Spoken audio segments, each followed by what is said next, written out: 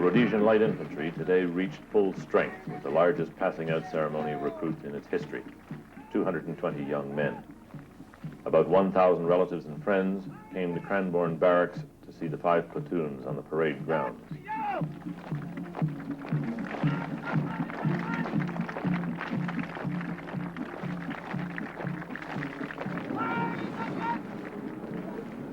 The parents came to examine a display of guerrilla weapons laid out on tables, set up on the playing field, giving the procedure a curious country auction character.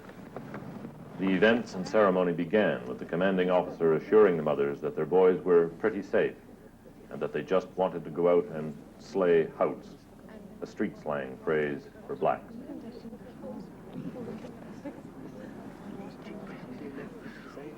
All this entails greater sacrifice from those who are directly involved in defending the country. Equally, a greater burden is inevitably going to fall upon the civilian sector, and everyone in Rhodesia is going to have to do more than in the past to bring about the final defeat of the communist terrorists. When you go out into the field, the thoughts and the prayers of the whole country go with you. Good luck and God bless.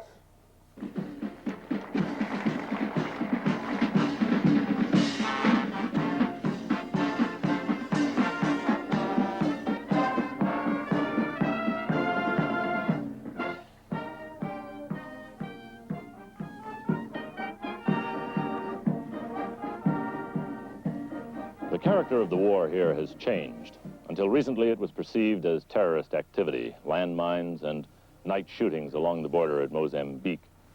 The line of defense was farmers in their compounds. But in recent weeks, guerrilla activity has increased in a new pattern. The first thing to know about Rhodesia is that it's landlocked, dependent on roads and railroads, in and out. Of the 4 railroads, only these 2 in the south, to Botswana and South Africa, are open. And the one to Botswana is really only a passenger line. So too, the open roads out of the country are in the south, sources of supply and, if necessary, escape.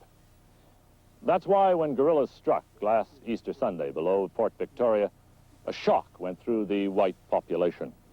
That was their supposedly invulnerable release line.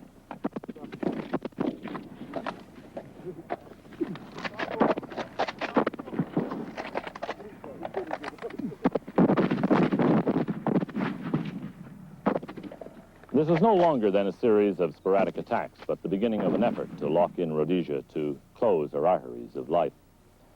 As a result, about 40 security force men have died since the new year, half of them in the month of May.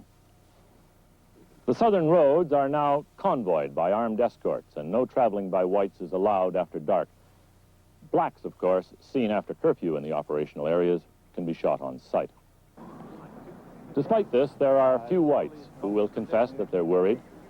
Life in Salisbury is normal to the point of dullness, and criticism of the government is all but mute except for a few men.